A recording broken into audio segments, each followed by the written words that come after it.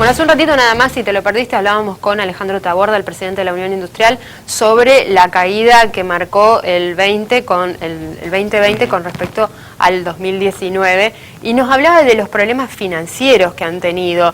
Y el tema del mercado de capitales, la financiación, sigue siendo crucial para el funcionamiento de la economía. Bueno, ¿cómo se ha comportado en medio de esta pandemia que ya estamos transitando el 8º mes? Se lo vamos a preguntar a Pedro Coan de la Bolsa de Comercio de Santa Fe. Hola Pedro, ¿cómo estás? Buena mañana.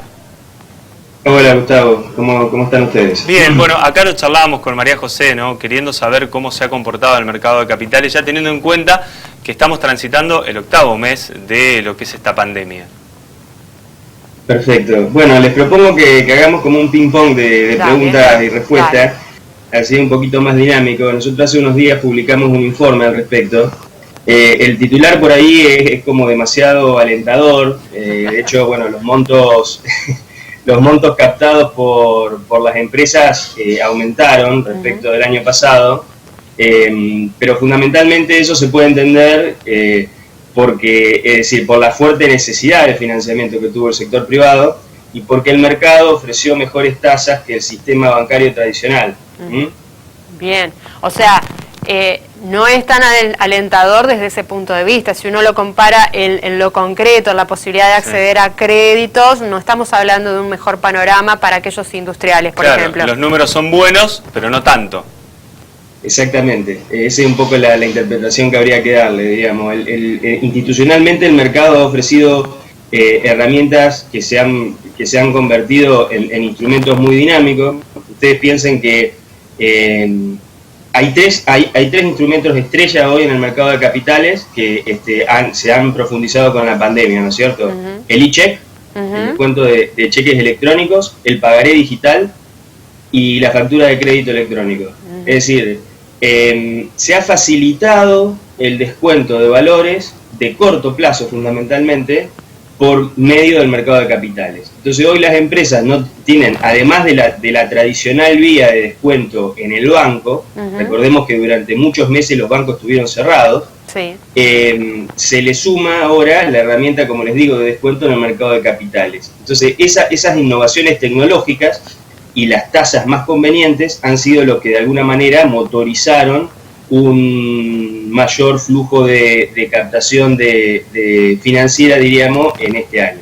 ¿Qué pasa porque uno cuando habla de mercado de capitales automáticamente se le viene a la mente las pantallas, las cotizaciones de las acciones de las empresas? ¿Esto ha tenido alguna variación positiva también durante esta época de pandemia? Bien, muy buena pregunta, María José. No, todo lo contrario. Es decir, ha sido un año para el olvido. El mercado de capitales argentino desde hace algunos años atrás ha ido camino hacia una mayor especialización. Y se han formado dos instituciones que se complementan entre sí, pero que en realidad hacen cosas bastante distintas. El BIMA, que es el gran mercado de las acciones y los títulos en Argentina, con sede en Buenos Aires, y el mercado argentino de valores con sede en Rosario, más especializado en lo que son las pymes y los instrumentos de financiamiento para empresas.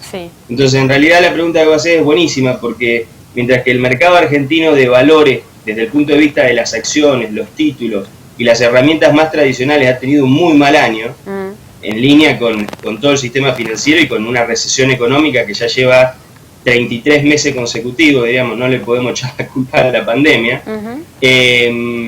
Pero por el contrario, diríamos, el mercado argentino de valores y toda la instrumentación de financiamiento para empresas, donde las pymes ya ocupan el 25% del total captado, han tenido un muy buen recorrido, que si bien estuvo afectado por la recesión, empieza a traccionar ya nuevamente.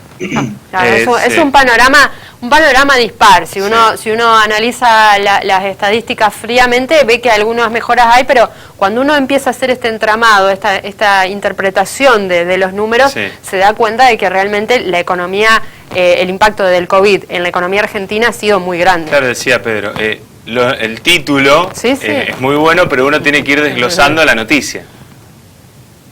Exactamente. No sé si les viene a la cabeza alguna otra pregunta que quieran hacerme. Mirá, les cuento algunas cositas más. Mira, lo que te quería preguntar, porque obviamente cuando uno ve algunos proyectos, algunos que han llegado a producciones industriales a raíz de la pandemia, como por ejemplo Barbijo, y uno piensa, ¿hay estas empresas que se han ayornado con la pandemia que han tenido algún tipo de inversión más favorable en este tiempo? Teniendo en cuenta que obviamente el mercado necesitaba de eso. Claro, encontraron una beta. La pregunta es si esas empresas están diríamos, traccionando en la bolsa. Claro. No, no realmente. No. Miren, no. Por eso les digo, hay una situación en Argentina, un desafío, por así decirlo, en donde, si ustedes se fijan en la composición de los instrumentos que se usan, son fundamentalmente instrumentos de corto plazo. Es decir, el e-check y la factura electrónica tienen un máximo plazo de 1 año, claro, como máximo. Lo que en realidad está ocurriendo es que, yo le quiero pagar a mi proveedor en la mercadería que los clientes me compraron, ¿no es cierto? ¿Cómo se lo pago? Se lo pago con un cheque en general en Argentina. Sí. O las grandes firmas, diríamos, van reuniendo fondos a cuenta corriente, es decir, toman mercadería y como que la deben, ¿está bien? Bueno, esos dos instrumentos, que son el e-check y la factura electrónica, son los dos instrumentos que más se están descontando en el mercado.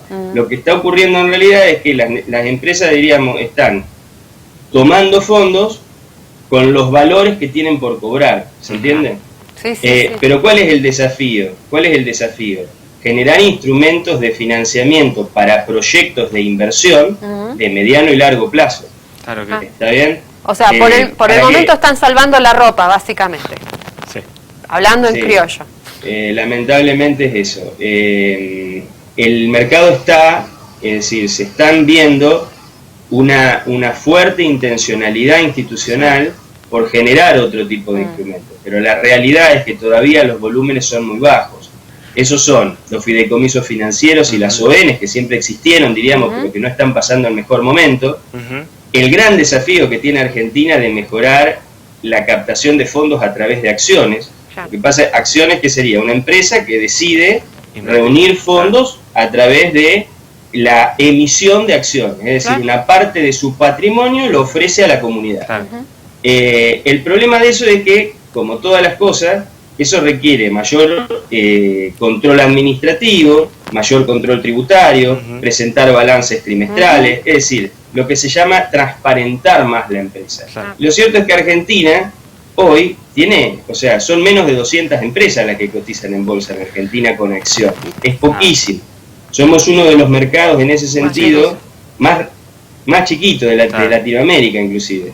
Entonces, tenemos un enorme desafío por desarrollar todas estas herramientas. Yo, por eso, el informe que hemos hecho, ustedes piensen que la Bolsa de Comercio de Santa Fe y la Bolsa de Comercio de Rosario son dos instituciones de nuestra provincia, vuelvo al reporte, es una buena noticia saber que en lo que nos compete estamos haciendo muy bien las cosas. Es decir, le estamos dando soluciones a empresas que no están pasando el mejor momento, con tasas más competitivas y con una simplificación que ha dado la tecnología que hace muy fácil que las empresas, tomen dinero a partir de su cadena comercial, por así decirlo. Pedro, como siempre, súper claro para ayudarnos a entender lo que es el panorama económico de la República Argentina y cómo va impactando el coronavirus y la realidad, ¿no? Que es súper variable, sobre todo en este año. Así que muchísimas gracias. No, a ustedes.